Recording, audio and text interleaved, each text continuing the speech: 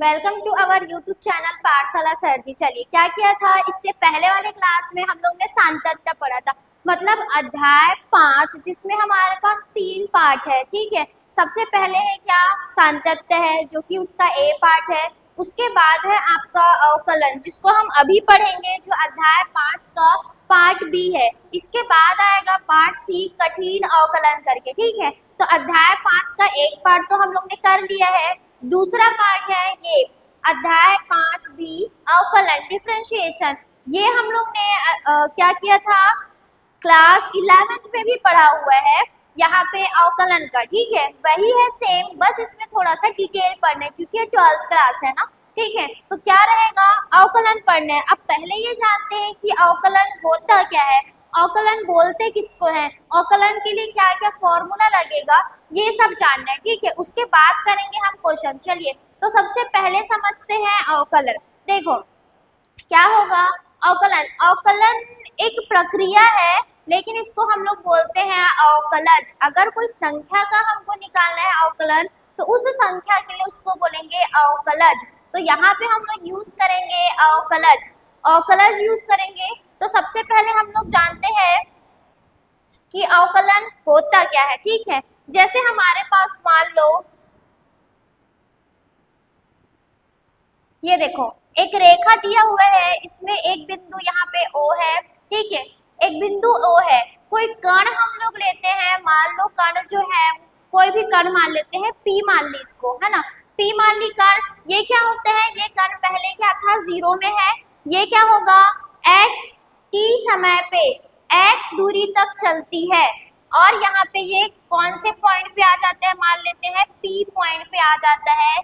x दूरी चल करके समय कितना होगा, t। तो यहाँ पे क्या हुआ, पहले 0 पे था, मूव नहीं हो रहा था, यहाँ पे विराम अवस्था में था ना। इसके बाद क्या हुआ, यहाँ पे ये जो पॉइंट दिया हुआ है, मान लो यहाँ पे कोई कण दिया हुआ है, वो t समय में x दूरी चल करके पॉइंट P पर आता है। अब फिर क्या करते हैं, फिर से t समय में ये और x दूरी चलता है। इसको मैं शो कर देती हूँ f ऑफ t से। फिर से क्या होगा, t समय में, t प्लस h समय में, ये t समय में आया, t प्लस h समय में मान लेते हैं q पॉइंट पर आया। इसको लिख देती हूँ f of t plus h।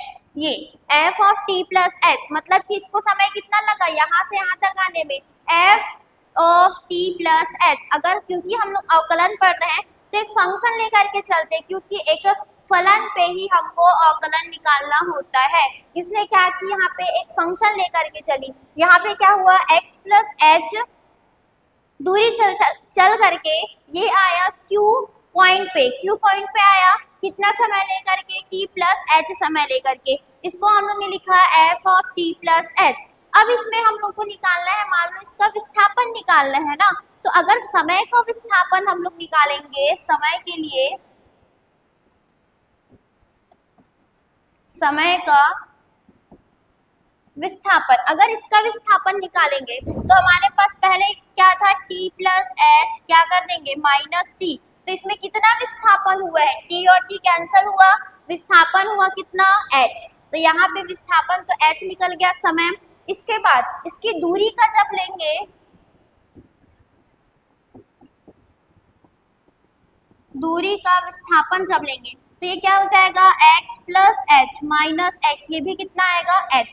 मतलब कि क्या हो रहा है, एक पॉइंट में हम लोग लेकर के चल रहे हैं, इन दोनों में दूरी का भी विस्थापन h आया है और समय का भी विस्थापन h आया है। अब इसका हम लोग निकालते हैं वेग, इसका औसत वेग, औसत वेग, औसत वेग। वेग मतलब क्या, दूरी बटे समय, तो इस पूरे दूरी को लेना पड़ेगा। तो इसमें विस्थापन करके, क्योंकि हम लोग औसत वेग ले रहे हैं ना, तो इसका औसत दूरी और औसत समय रहेगा। मतलब कि यहाँ पे क्या हो जाएगा, f of t plus h minus f of t बटे में विस्थापन कितना आया था इसमें, h, मतलब समय कितना आया था, h।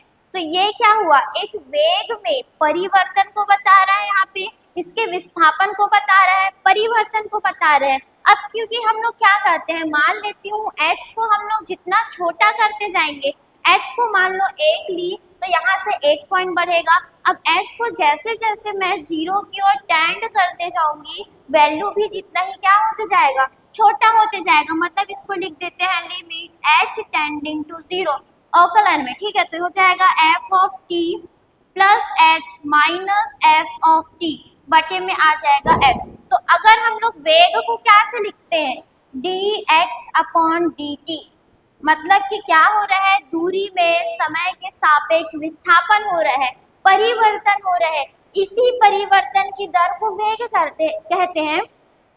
और ये बना किसके द्वारा है, अवकलन। तो जब कभी भी ऐसा फॉर्म में आता हो, मतलब जब कभी भी हम लोग कोई भी कण का हो गया या कोई वस्तु का हो गया, उसका विस्थापन निकालना हो, उसमें परिवर्तन का निकालना हो, तब हम लोग यूज करते हैं अवकलन, जिसको हम लोग लिखते हैं d upon D T x के फॉर्म में, जो कि समय के साथ परिवर्तित हो रहा हो। d upon D T x है तो x लिखो, y है तो y लिखो, ऐसा। तो मतलब कि क्या हुआ, ये समझ सकते हैं, इसका एक फॉर्मूला है, ये इसका क्या रहेगा, टोटल दूरी रहेगा, और ये यहाँ पे क्या रहेगा, प्रारंभिक इसका दूरी रहेगा, बटे में हो जाएगा 100। ये होगा इसका अवकलन का सूत्र। मतलब कि क्या रहेगा, dx अपॉन dt से शो करते हैं। हमेशा ध्यान रखना, अवकलन जो है वो बताता है कोई भी कण या वस्तु के विस्थापन को, मतलब उसमें अंतर कितना हो रहा है उसको बताएगा। ये हो गया अवकलन, ठीक है। अब देखो ये अवकलन, अब देखो मान लो यहाँ पे हमारे पास लिखा हुआ है f y equals to f of x, y equals to f of x जो है, बोलेंगे कि x कोई पॉइंट दिया है, x बराबर a पर अवकलनीय है, अवकलनीय है। तो इसको समझते हैं कि ये बोल क्या रहा है ना। देखो यहाँ पे अवकलनीय है कब बोलेंगे और अवकलज कब बोलेंगे। तो यहाँ पे ये रहेगा कि y बराबर यदि f ऑफ x आ रहा है, इसको जब हम लोग हल कर देंगे तब हम लोग इसको बोलेंगे कि ये जो y है ये फलन f ऑफ x का अवकलज है। y जो है y f ऑफ x का अवकलज है। मतलब कि क्या हुआ है, y जो है अवकलन होके उसका आंसर आया है ना फलन के लिए, तो इसको बोलेंगे कि y f ऑफ x का अवकलज है। और अवकलनीय कब बोलेंगे, यदि y बराबर f ऑफ x दिया हुआ है, ये अवकलज है, तो बोलेंगे किस पॉइंट पे है, x बराबर a पर अवकलनीय है। x बराबर मतलब जिस पॉइंट पे वो अवकलन हो रहा होगा उसको हम लोग बोलेंगे कि जो y है x बराबर a पर जो फंक्शन दिया हुआ है वो x बराबर a पर अवकलनीय है, इसको बोलेंगे कि अवकलनीय है। और ये जो पूरा यहाँ पे प्रक्रिया हो रहा है ना, इसको हम लोग बोलते हैं अवकलन। ये जो प्रक्रिया हो रहा है यहाँ पे अवकलनीय अवकलन, ये जो सब प्रक्रिया हो रहा है उस प्रक्रिया को बोलते हैं अवकलन। अवकलन जो है वो एक प्रक्रिया है, इसमें काम आता है अवकलज और अवकलनीय। अवकलज मतलब जो क्वेश्चन दिया रहेगा क्या बोलेंगे उसको कि y जो है वो f ऑफ x का अवकलज है, उसमें हम लोग ने अवकलन किया है। अब अवकलनीय बोलेंगे यदि कोई पॉइंट पर वो क्या हो रहा होगा, अवकलन हो रहा होगा, तो y को बोलेंगे कि x बराबर a पर अवकलनीय है, उसी पॉइंट पर वो अवकलनीय है। इसमें भी हम लोग को जैसे कंटिन्यूटी में पढ़े थे ना, वैसे ही हर एक पॉइंट के लिए चेक करना है, मतलब left hand derivative right hand derivative करके चेक करना होता है, ठीक है। तो यहाँ पे हम लोग ने क्या किया, अवकलन का देख लिया, ये हो गया अवकलन का, समझ आ गया। देखो अब यहाँ पे ये बात करते हैं कि अवकलन का यूज क्या होता है, अवकलन हम लोग कैसे जानेंगे, क्या यूज होता है उसका, ध्यान देना यहाँ पे।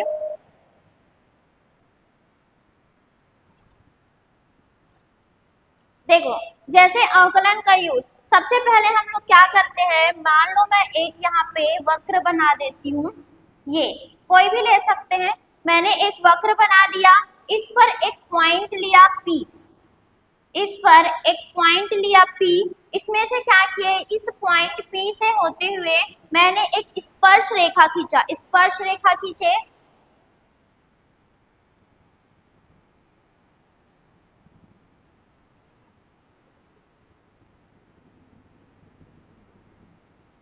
मान लेते हैं ये जो पॉइंट है वो यहाँ पे है, इस पर एक स्पर्श रेखा खींचते हैं। स्पर्श रेखा मतलब केवल इसी पॉइंट को ही बस स्पर्श करने चाहिए। मतलब ये देखो, ये कुछ ऐसा, ये देखो ये कुछ ऐसा बना, मान लो ये एक स्पर्श रेखा हुआ जो केवल उसी पॉइंट को क्या करता हो, स्पर्श करता हो। तो इसमें यहाँ पे ध्यान देना, यहाँ से ये x है और ये y है, ये x हो गया और ये y हो गया।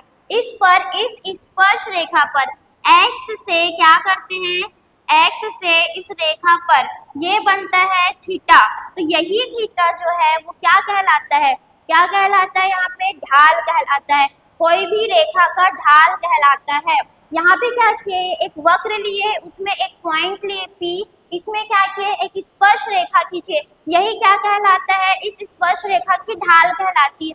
तो यही ढाल निकालने के लिए हम लोग यूज करते हैं अवकलन का। मतलब कि क्या रहेगा, अगर हम लोग को क्या करना हो, कोई भी रेखा दिया है उसका ढाल निकालना होगा, तो हम लोग यहाँ पे यूज करेंगे, यहाँ पे क्या किसका यूज करेंगे, अवकलन का। या फिर कोई विस्थापन निकालना हो तो अवकलन का यूज करते हैं। अब यहाँ पे ये बात है कि यहाँ पे अवकलन कैसे होगा, तो देखो अगर यहाँ पे ढाल है तो इसको बोलेंगे कि ये जो रेखा है पॉइंट P पर अवकलनीय होगा, बिंदु P पर अवकलनीय होगा। अगर ये ढाल दिया हुआ है तो इसका पॉइंट P पर हम लोग निकालेंगे अवकलन। तो ये होता है इसके अवकलन के लिए। समझ आ गया होगा यहाँ पे अवकलन होता क्या है। हमेशा अवकलन को शो करते हैं d बाई डी। अगर कोई क्वेश्चन में y दिया है तो यहाँ y आएगा, x दिया है तो d by d x by D T आएगा। या फिर शो करते हैं कोई फंक्शन दिया है y बराबर f ऑफ x करके, तो इसको हम लोग लिख सकते हैं f डैश x, मतलब इसका एक बार अवकलन हुआ है। ऐसे शो करते हैं अवकलन के लिए, ऐसा लिखेंगे। या फिर f डैश x से शो करते हैं अवकलन को। ये हो गया, ये हमने समझा दिया कि अवकलन होता क्या है, कैसे करेंगे, इसको क्या प्रयोग है इसका। अब करते हैं इसका फॉर्मूला। देखो फॉर्मूला ये लिखा हुआ है, ये पूरे 12 फॉर्मूला है। 11th क्लास में भी हम लोग ने ये पढ़ा हुआ है ना। एक बार देख लेते हैं क्या क्या होता है। अगर हमारे पास d by d x, x की पावर में n, मतलब x दिया है उसके पावर में कोई भी नेचुरल नंबर हो सकता है, n दिया हुआ है ना, n, तो उसको जब हम लोग को अवकलन ज्ञात करना होगा, इसके लिए सूत्र रहेगा n जो है सामने आ जाएगा, n x n माइनस 1, मतलब n पावर सामने आएगा और जो पावर है उससे एक कम हो जाएगा x की पावर में। तो ये होगा। अगर हमारे पास कोई कांस्टेंट वैल्यू है, कांस्टेंट वैल्यू मतलब x y z नहीं, जैसे 5 6 7 कोई कांस्टेंट वैल्यू है, उसका अवकलन होता है 0, उसका अवकलन आ जाएगा 0। अगर हमारे पास a की पावर x, मतलब a कोई कांस्टेंट वैल्यू है और पावर में x आ जाता है, एक वेरिएबल आ जाता है, तो उसके लिए अवकलन होगा a की पावर x log e की पावर x का तो e की पावर x होता है, log ex का होगा 1/x, log ax, यहाँ पे अगर एक कांस्टेंट देता है log ax रहेगा, इसका होगा 1/x log ae, sin x का cos x, cos x का हो जाएगा sin x। यहाँ पे ध्यान रखना, जहाँ पे c वाला होगा, मतलब जैसे सामने में यहाँ c लगा हुआ है, यहाँ c लगा हुआ है, यहाँ c लगा है, उसके सामने लगेगा माइनस, अवकलन करने पे सामने में लगेगा माइनस। तो ये है इतने सारे 12 फॉर्मूला। और भी फॉर्मूले हैं लेकिन अभी हम लोग इतना ही देखते हैं। अगर हम लोग को, क्योंकि ये सब इम्पोर्टेंट है, इसी के बेस पे तुम्हारा पूरा अवकलन बनेगा, तो ये याद रखना जरूरी है। सारे फॉर्मूले इतना याद रखना है 12, इसके बाद तो फिर ये बन जाएगा। ठीक है, चलिए क्वेश्चन करते हैं हल।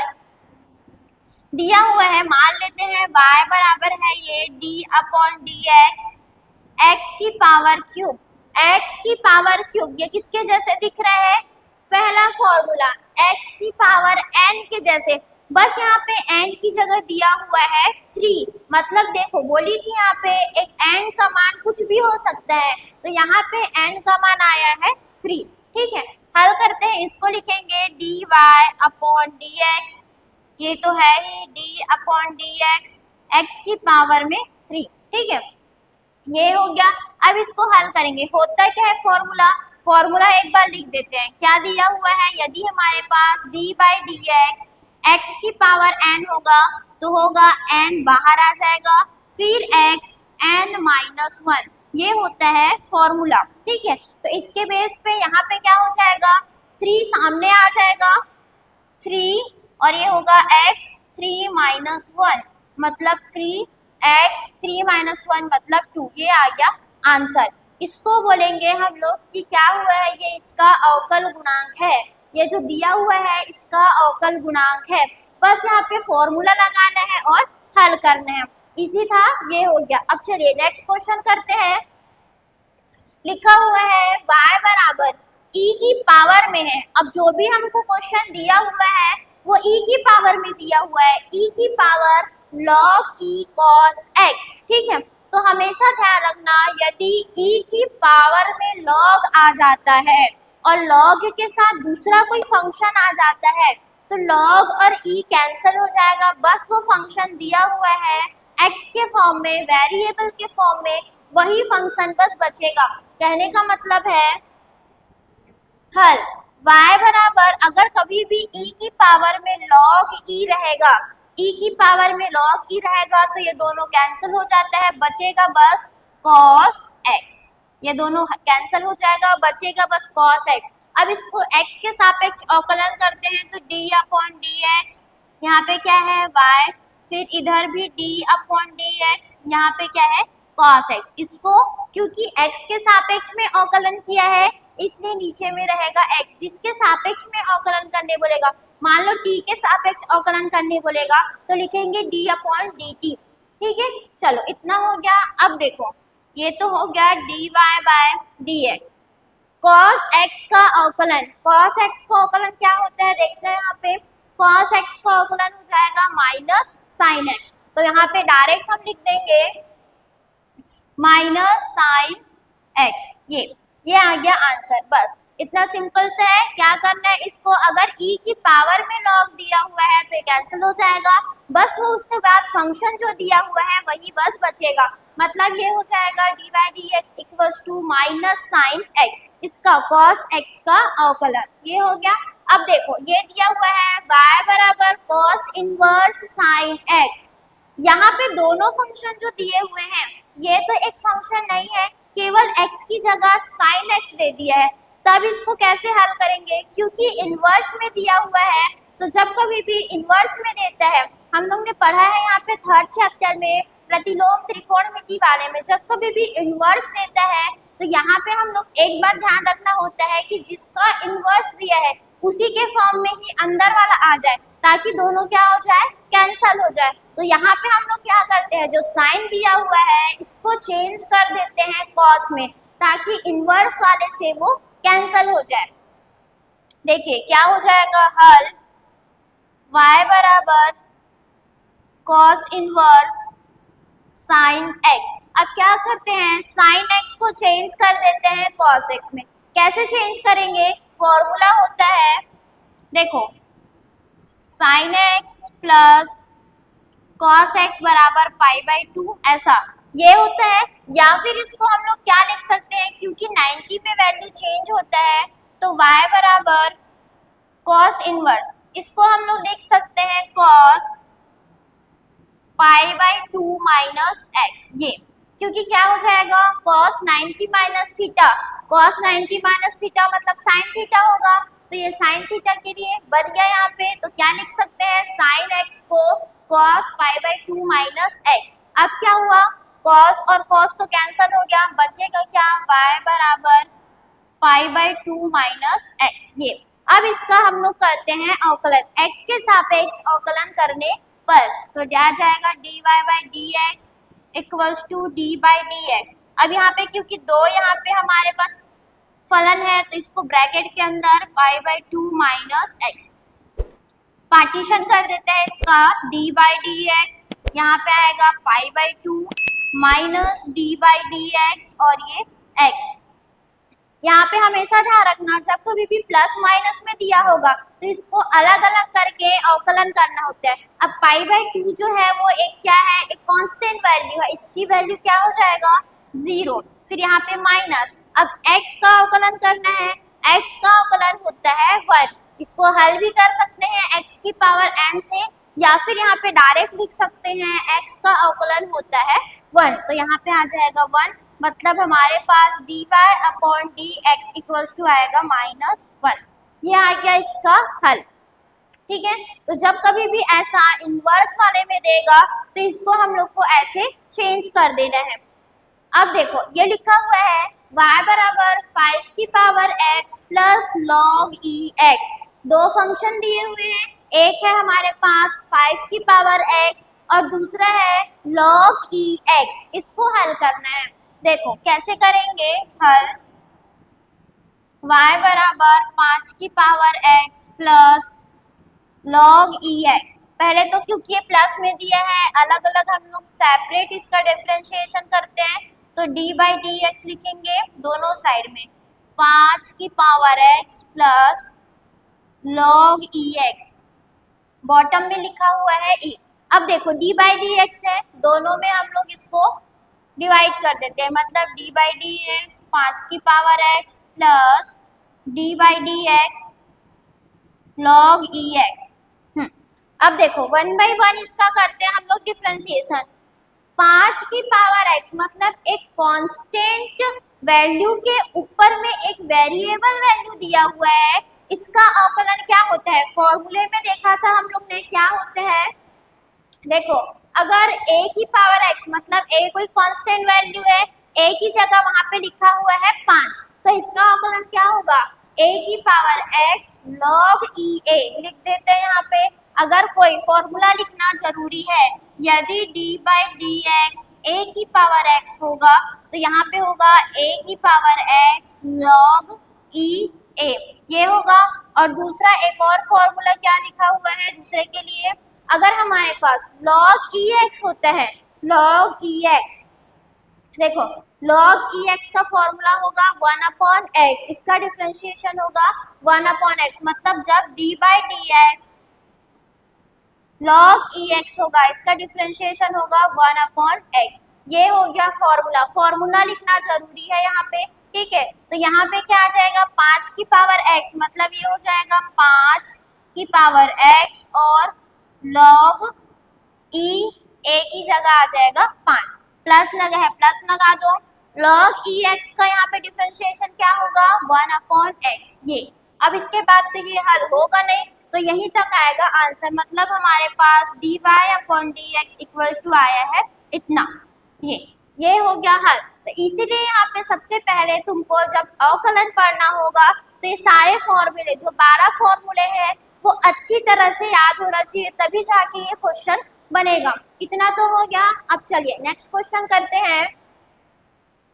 लिखा हुआ है y बराबर साइन एक्स प्लस ई की पावर x। ये भी एक योग वाला है, यहाँ पे दो फंक्शन दिए हैं, दोनों में जोड़ का निशान दिया हुआ है दोनों के बीच में, इसका हमको अवकलन करना है।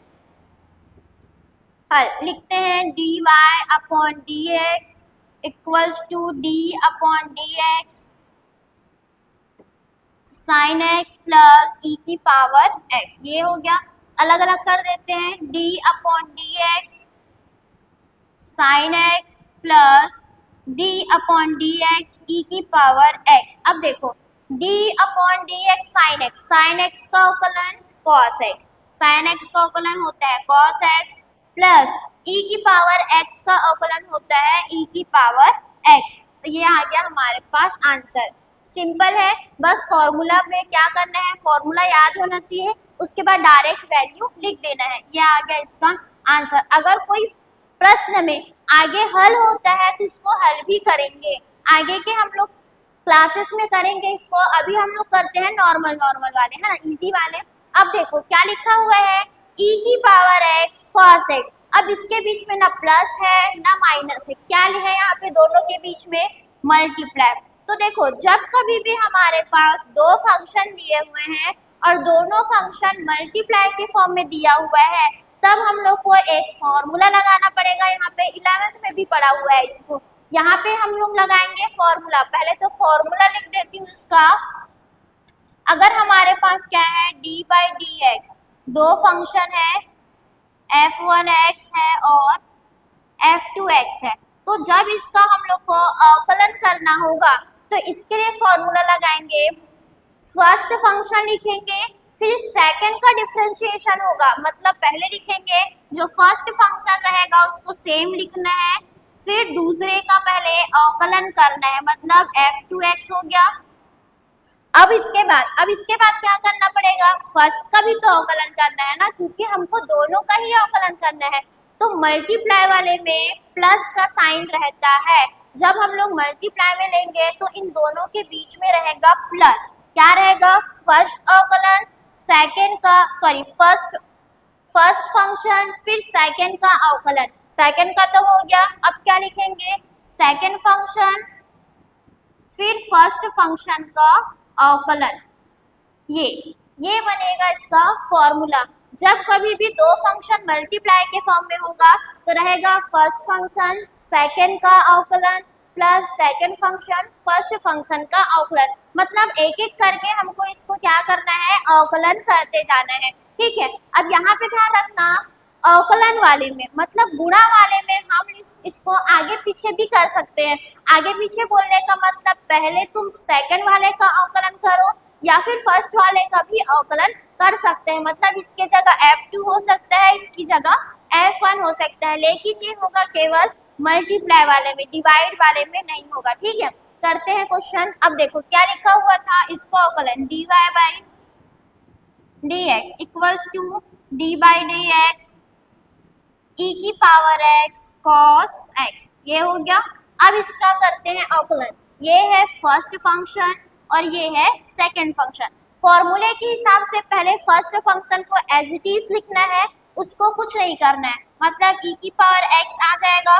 फिर क्या लिखा हुआ है, d बाई dx, यहाँ लिखेंगे हम d बाई dx, फिर सेकंड फंक्शन मतलब यहाँ पे आ जाएगा cos x, ये हो गया इतना। अब क्या लगा हुआ है, प्लस, फिर है f2x मतलब सेकंड फंक्शन को सेम ऐसे ही लिखना है cos x, फिर है d बाई dx, फिर फर्स्ट फंक्शन है e की पावर x, ये इतना हो गया।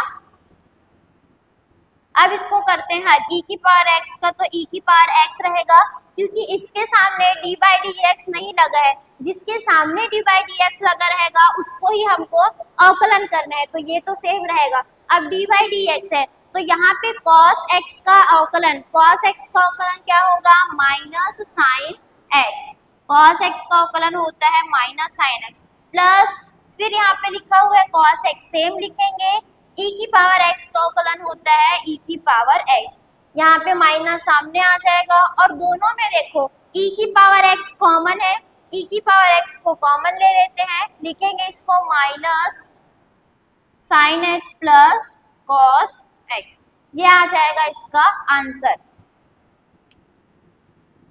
देखो क्या था हमारे पास, ये 7वां नंबर का क्वेश्चन मल्टीप्लाई के रूप में है, प्लस वाला भी होगा, मतलब हमारे पास यदि दो फंक्शन है इसको जोड़ सकते हैं, घटा सकते हैं, मल्टीप्लाई कर सकते हैं और गुणा कर सकते हैं, इसको अवकलन के रूप में ना। तो यहाँ पे देखो इसके अवकलन का मल्टीप्लाई कर सकते हैं, गुणा कर सकते हैं, उसके बाद अवकलन कर सकते हैं। तो यहाँ पे देखो ये गुणा के फॉर्म में था, ये रहेगा इसका फॉर्मूला, फर्स्ट फंक्शन सेकंड का differentiation plus second function first function का डिफरेंशिएशन, फिर इसको हल करना है, फॉर्मूला लगाना है, आ जाएगा इसका आंसर। ठीक है, चलिए आज के लिए बस इतना ही करते हैं, आगे के क्वेश्चन करेंगे हम लोग नेक्स्ट क्लासेस में। ठीक है।